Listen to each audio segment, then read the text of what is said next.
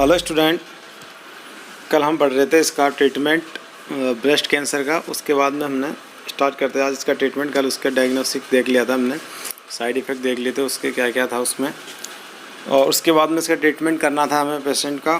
तो ट्रीटमेंट के अंदर देखते हैं क्या क्या ट्रीटमेंट हम कर सकते हैं। तो फर्स्ट लाइन जो ट्रीटमेंट होता है तो इसके अंदर करते हैं हम सर्जरी। तो सर्जरी के अंदर हमें क्या क्या करना होता है। फर्स्ट सर्जरी इसके अंदर आती है लिम्फेक्टोमी, जो होता है हम लिम्फ को निकालते हैं। इसमें रिमूवल ऑफ ट्यूमर, जो ट्यूमर वाला पार्ट होता है उसको हम इसके अंदर निकालते हैं। जो फर्स्ट सर्जरी होती है जिसको हम लिम्फेक्टोमी बोलते हैं। जो नोडुलर होते हैं ब्रेस्ट के अंदर, जहाँ पर कैंसर के जो ट्यूमर के सेल है वो फॉर्मेशन हुआ है, उस पार्ट को हम वहाँ से निकालते हैं फर्स्ट। और सेकेंड के अंदर हम क्या करते हैं, पार्शियल मैसेक्टोमी करते हैं। यानी पार्शियल मैसेक्टोमी का मतलब होता है removal of tumour with normal surrounding tissue. यहाँ पर हम क्या करते हैं, इसमें जो ट्यूमर होता है ब्रेस्ट कैंसर का जो ट्यूमर होता है उसको रिमूव करते हैं, और जो इसके चारों ओर के सराउंडिंग टिश्यू होते हैं उसको भी हम पार्शली रिमूव करते हैं। मतलब कंप्लीट रिमूव नहीं करते हैं, थोड़ा सा वहाँ से रिमूव करते हैं। नेक्स्ट के अंदर देखते हैं हम टोटल मैसेक्टोमी के अंदर क्या कहते हैं, रिमूवल ऑफ एंटायर ब्रेस्ट। जो कंप्लीट ब्रेस्ट को हम इसके अंदर रिमूव कर देते हैं टोटल मैसेक्टोमी के अंदर। देखो दोनों में डिफरेंस पता होना चाहिए आपको, पार्शियल मैसेक्टोमी के अंदर और टोटल मैसेक्टोमी के अंदर क्या होता है। पार्शियल के अंदर हम कुछ पार्ट को रिमूव करते हैं, जबकि हम टोटल के अंदर कंप्लीट एंटायर ब्रेस्ट को हम कम्प्लीटली यहाँ पर रिमूव कर देते हैं। और हम उसकी जगह क्या लगा देते हैं, प्रोस्थेसिस। जो प्रोस्थेसिस लगा देते हैं ब्रेस्ट उसको, ताकि बॉडी इमेज है जो लेडी की बॉडी इमेज सही रह सके, इसलिए हम प्रोस्थेसिस वहाँ पर लगा देते हैं। नेक्स्ट ट्रीटमेंट के अंदर हम यहाँ पर करते हैं सर्जरी के बाद हम इसमें नेक्स्ट करते हैं रेडिकल मैसेक्टोमी। रेडिकल मैसेक्टोमी में क्या करता है, removal of entire breast, pectoral muscles, axillary node. उसके बाद हम क्या करते हैं, इस इंटायर मसल जो हमारा ब्रेस्ट था उसको हमने रिमूव कर दिया है। और उसको रिमूव करने के बाद हमने क्या किया, यहाँ पर पेक्टोरियल मसल्स होती है, एक्सिलरी नोड होते हैं, उन दोनों को भी साथ में हमने क्या कर दिया है, रिमूव कर दिया है। नेक्स्ट के बाद करते हैं हम मेमोप्लास्टी। मतलब इसका मेमोप्लास्टी मतलब क्या होता है, रिकन्स्ट्रक्शन ऑफ द ब्रेस्ट को रिकन्स्ट्रक्ट करना, ये कहलाता है आपका मेमोप्लास्टी। प्लास्टी के मतलब सर्जरी द्वारा रिकन्स्ट्रक्ट करना किसी भी चीज़ को, वो आपको प्लास्टी कहलाता है। और यहाँ पर हमने ब्रेस्ट को किया है, इसलिए ये कहलाएगा ब्रेस्ट का रिकन्स्ट्रक्शन। उसके बाद देखते हैं सर्जरी से क्या क्या कॉम्प्लिकेशंस होती है। जो हमने सर्जरी की है अभी ब्रेस्ट कैंसर के लिए, हमने की है लिम्फोक्टोमी किया है, पार्शियल मैसेक्टोमी किया है, टोटल मैसेक्टोमी किया है, रेडिकल मैसेक्टोमी किया है, मेमोप्लास्टी किया है। तो इससे कारण क्या क्या कॉम्प्लिकेशन हो सकती है वहाँ पर। तो फर्स्ट कॉम्प्लिकेशन है यहाँ पर इन्फेक्शन हो सकता है। इन्फेक्शन हो सकता है क्योंकि सर्जिकल पार्ट है, वहाँ पर इंसिजन लगा के वहाँ पर हमने सर्जिकल पार्ट को रिमूव किया है, तो वहाँ पर इन्फेक्शन बैक्टीरियल ग्रोथ होने के चांस होते हैं। अगर वहाँ पर एसेप्टिक टेक्निक हमने यूज में ली है तो इन्फेक्शन हो सकता है। इंस्ट्रूमेंट जो हमने यूज में लिया है मान लो इन्फेक्टेड है तो उससे इन्फेक्शन हो सकता है। तो टेरेटोजेनिक यानी कि लेट्रोजेनिक इन्फेक्शन उससे हो सकता है। यानी कि हेल्थ केयर प्रोवाइडर जो इन्फेक्शन फैलता है वो कहलाता है लेट्रोजेनिक इन्फेक्शन। तो वो इन्फेक्शन वहाँ पर हो सकता है। नेक्स्ट इसके बाद क्या क्या कॉम्प्लिकेशन हो सकती है, नेक्स्ट कॉम्प्लिकेशन है अब नर्व इंजरी। अब आपकी जो नर्व वहाँ से निकलती है, रेडियल नर्व, एक्सिलरी जो आपका एक्सिलरी एरिया होता है, एक्सिलरी वाला एरिया होता है, वहाँ से आपकी रेडियल नर्व निकलती है। तो वहाँ पर कार्पल टनल सिंड्रोम होने के चांस हो सकते हैं पेशेंट को, और वेस्ट ड्रॉप हो सकता है, मीडियल नर्व की इंजरी हो सकता है। काफ़ी एक्सिलरी जो आपका होता है वहाँ से काफ़ी नर्व निकलती है, तो वहाँ पर नर्व के कारण आपके पैरालिसिस भी हो सकता है हैंड के अंदर। तो वहाँ पर नर्व पैरालिसिस, नर्व इंजरी के कारण आपकी कॉम्प्लिकेशन देखने को मिलेगी। नेक्स्ट हेमरेज होगा वहाँ पर। नेक्स्ट क्या है, हेमरेज। किसी भी मान लो सर्जिकल पार्ट को हम रिमूव करते हैं तो वहाँ की क्या है कि ब्लड वेसल्स जो होती है रप्चर होने के चांस होते हैं। अब ब्लड वेसल्स अगर रप्चर हो जाती है तो वहाँ पर हेमरेज होने के चांस होते हैं। और अगर इंटरनल हेमरेज है तो उसका असेसमेंट करने के लिए नर्स क्या करती है, पेशेंट के अंदर vital sign first assessment check करती है, उसमें पल्स। अगर पेशेंट का पल्स बढ़ा हुआ है फर्स्ट चेक करती है पल्स। दूसरा हाइपोटेंशन, अगर किसी पेशेंट का हेमरेज हुआ है या उसके अंदर हाइपोवोलेमिक शॉक में पेशेंट जा रहा है तो उसके अंदर आपको देखने को मिलेगा पल्स डिक्रीज और पल्स इंक्रीज, रेस्पिरेटरी रेट उसकी आपको देखने को मिलेगी डिक्रीज, और हाइपोटेंशन देखने को मिलेगा। उसके बाद में आपकी स्किन देखोगे तो आप cold clammy skin, dryness of skin देखने को वहाँ पर आपको मिलेगी। ये क्लासिकल साइन है हेमरेज के जो वहाँ पर आपको देखने को मिलेंगे। लास्ट इसमें कॉम्प्लिकेशन देखने को मिलेगी लिम्फेडिमा। जो आपने लिम्फ को वहाँ पर निकाला है तो वहाँ पर जो कुछ पार्ट है वहाँ पर आपको एडिमा का मतलब क्या होता है, इंटरस्टिशियल टिश्यू के अंदर आपके फ्लूइड का एक्यूमुलेशन होना एडिमा कहलाता है। तो लिम्फ के अंदर वहाँ पर लिम्फ के इंटरस्टिशियल टिश्यू के अंदर वहाँ पर फ्लूइड जमा हुआ है, जिसके कारण आपको क्या हुआ, लिम्फ एडिमा हुआ है।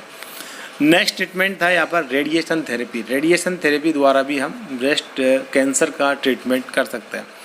तो इसका पर्पज़ क्या है, हम क्यों रेडिएशन थेरेपी पेशेंट को प्रोवाइड करा रहे हैं, तो इसका पर्पज़ है reduce damage cell reproduction.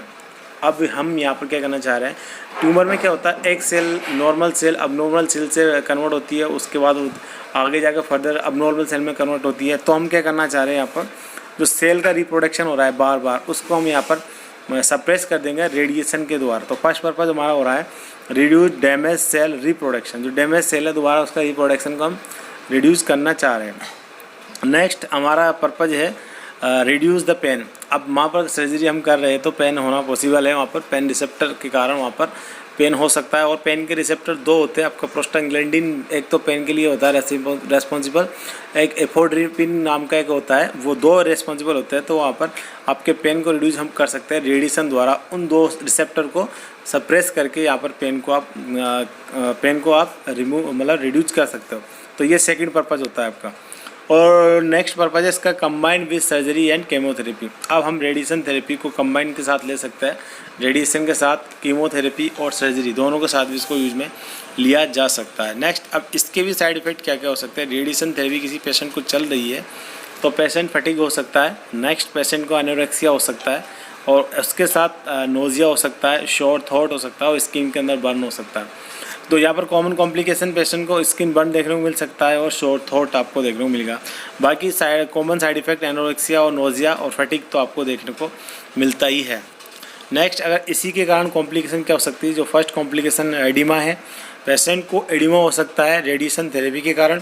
Patient की जो आर्म की मोबिलिटी है वो डिक्रीज हो सकती है नर्व कंप्रेस के कारण।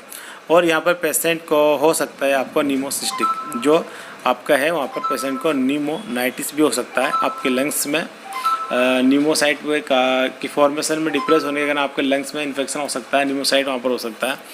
लास्ट हम बात करते हैं कीमोथेरेपी, जिसके लिए आप बोल रहे थे कीमोथेरेपी। तो नेक्स्ट इसका ट्रीटमेंट है कीमोथेरेपी। कीमोथेरेपी हम लेते हैं इसके अंदर मैनेजमेंट ऑफ ट्यूमर के लिए, मैलिग्नेंट ट्यूमर के लिए कीमोथेरेपी यूज में लिया जाता है without normal cell effect. Chemotherapy का मतलब क्या होता है, chemotherapy agent malignant tumour cell without normal cell effect, मतलब नॉर्मल सेल को इफेक्ट किए बिना। यहाँ पर ट्यूमर सेल है उसको सप्रेस करना, उसकी ग्रोथ को कम करना, वो आपका केमोथेरेपी कहलाता है। केमोथेरेपी में different type of drugs use में ली जाती है जो आपकी जो अबनॉर्मल सेल की ग्रोथ है उसको सप्रेस कर देती है, लेकिन नॉर्मल सेल की ग्रोथ को सप्रेस नहीं करती है। नेक्स्ट देखते हैं chemotherapy drugs combination use. Next इसके अंदर देखते हैं कौन कौन से ड्रग्स है। तो इसका एक निमोनिक है जिसको बोलते हैं हम CPM। CPM के अंदर आता है आपका साइक्लोफॉस्फेमाइड, मेथोट्रेक्सेट, एक आता है प्रेडनिसोलोन जो मोस्ट कॉमन यहाँ पर। प्रेडनिसोलोन तो आपके उसके क्या बोलते हैं उसको स्टेरॉइड के अंदर भी प्रेडनिसोलोन आपकी आती है, और यहाँ पर मेथोट्रेक्सेट मोस्ट कॉमन जो ड्रग्स यूज में ली जाती है केमोथेरेपी वो है आपके मेथोट्रेक्सेट। और एक और एक्टोपिक प्रेगनेंसी की ड्रग ऑफ चॉइस है आपकी मेथोट्रेक्सेट। साइक्लोस्प्रोमाइड मोस्ट कॉमन यूज में आती है, लेकिन जो सबसे ज़्यादा कॉमनली आती है वो होती है मेथोट्रेक्सेट कीमोथेरेपी के अंदर। कीमोथेरेपी में क्या करता है, नॉर्मल सेल को डिस्ट्रॉय किया बिना अबनॉर्मल सेल की ग्रोथ को सप्रेस करना, यह आपका कीमोथेरेपी कहलाता है। इसके अंदर कॉम्बिनेशन चलता है आपका ड्रग्स का, अलग अलग ड्रग्स दी जाती है और पेशेंट को नॉर्मल सेल को यहाँ पर अफेक्ट नहीं किया जा सकता। नेक्स्ट इसका निमोनिक था CPM। CP का मतलब होता है साइक्लोफॉस्फेमाइड और M का मतलब होता है मेथोट्रेक्सेट और प्रेडनिसोलोन एक होता है। ये आपका जो मेथोट्रेक्सेट है ये इसमें ड्रग ऑफ चॉइस बोल सकते हैं आप, DOC ड्रग ऑफ चॉइस है। ये ड्रग ऑफ चॉइस आपकी एक्टोपिक प्रेगनेंसी भी है जहाँ पर आउट ग्रोथ हो जाती है, आपकी फेलोपियन ट्यूब से आउट ग्रोथ होती है आपकी यूट्रस के बाहर, आपकी इम्प्लांटेशन हो जाता है। मतलब इम्प्लांटेशन एक्टोपिक जो नॉर्मल इम्प्लांटेशन होना चाहता है आपका वहाँ पर ना हो गया, अब नॉर्मल इम्प्लांटेशन हो रहा है दूसरी जगह पे जाकर, तो उसको आप बोलते हैं एक्टोपिक प्रेगनेंसी। और एक्टोपिक प्रेगनेंसी का ड्रग ऑफ चॉइस है मेथोट्रेक्सेट, क्योंकि वहाँ पर भी अबनॉर्मल सेल ग्रोथ होने के कारण उसको हम मेथोट्रेक्सेट से ट्रीट कर सकते हैं। नेक्स्ट, अब इसके साइड इफ़ेक्ट क्या क्या साइड इफ़ेक्ट आपको देखने को मिल सकती है। एक पेशेंट जिसको केमोथेरेपी चल रही है तो कीमोथेरेपी के साइड इफ़ेक्ट है आपके फर्स्ट इसके अंदर आता है स्टोमेटिव, इसके अंदर फर्स्ट आता है फैटिगो, वेट गेन, नोजिया, वोमिटिंग, और एक है यहाँ पर फैटिगो, वेट गेन, नोजिया और वोमिटिंग, ये आपका कॉमन साइड इफ़ेक्ट है। नेक्स्ट के अंदर देखते हैं हम हार्मोनल थेरेपी। हार्मोनल थेरेपी के अंदर देखते हैं, hormonal therapy for breast cancer is based on oestrogen and progesterone receptor.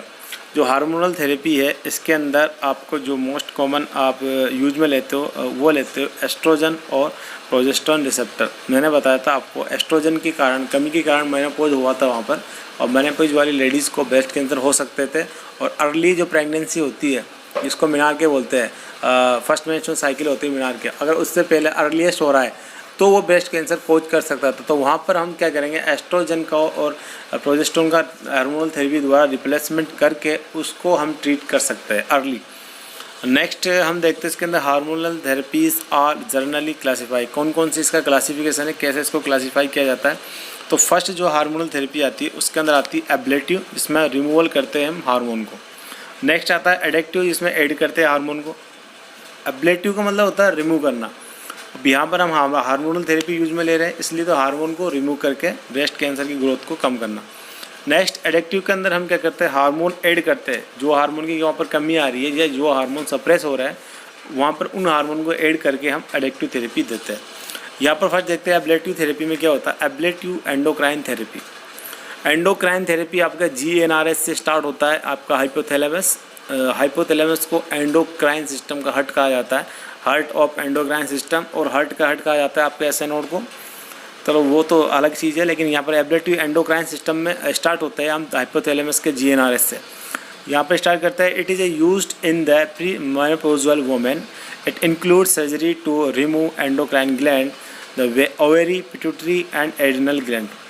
हम यहाँ पर क्या करते हैं, जो प्री मेनोपॉज हुआ था लेडीज़ को, यानी 35 साल से पहले जिस लेडी के अंदर मेनोपॉज हुआ लगा था, यानी स्टॉप हो गया था उसका मेंस्ट्रुअल साइकिल स्टॉप होना प्री एज से पहले, वो प्री मेनोपॉजल कहलाता है आपका। तो उसके अंदर हम क्या करते हैं, सर्जरी द्वारा हम एंडोक्राइन ग्लैंड को रिमूव कर सकते हैं। हाइपोफेसेक्टोमी वहाँ पर हम कर सकते हैं, पिट्यूटरी ग्लैंड को रिमूव कर दिया हमने। और नेक्स्ट यहाँ पर ओवेरी को रिमूव कर सकते हैं, और पिट्यूटरी ओफेराइटिस कर सकते हैं, पिट्यूटरी ग्लैंड को रिमूव कर सकते हैं हाइपोफेसेक्टोमी, और एड्रिनल ग्लैंड को रिमूव कर सकते हैं, एड्रिनलक्टोमी कर सकते हैं। एब्लेटिव थेरेपी, एडेक्टिव थेरेपी में क्या करते हैं, tamoxifen is more effective in the absence of ovarian function, used menopausal women के अंदर ये हम यूज में लेते हैं। नेक्स्ट हम बात करते हैं लास्ट स्टेज के अंदर बोन मैरो ट्रांसप्लांटेशन।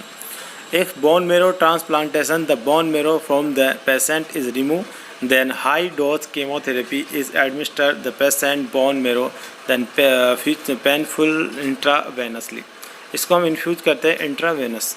जब बोन मैरो ट्रांसप्लांटेशन करते हैं हम, लास्ट में पेशेंट का ट्रीटमेंट होता है बोन मैरो ट्रांसप्लांट करते हैं, क्योंकि वहीं से हमारी WBC RBC प्लेटलेट्स का एब्जॉर्ब सिक्रेशन होता है, वहीं से निकलती है प्लेटलेट। तो वहाँ उसको हम बोन मैरो को ट्रांसप्लांट करते हैं। ट्रांसप्लांट करने के बाद में क्या होता है, किसी भी पेशेंट को किसी भी प्रकार का ट्रांसप्लांट करने से पहले हमें पेशेंट को इम्यूनो सप्रेसिव थेरेपी देनी होती है, इम्यून को सप्रेस करने के लिए, ताकि अब रिजेक्शन ना हो। तो रिजेक्शन को रोकने के लिए हम क्या दे रहे हैं, यहाँ पर इम्यूनो सप्रेसिव थेरेपी पेशेंट को दे रहे हैं।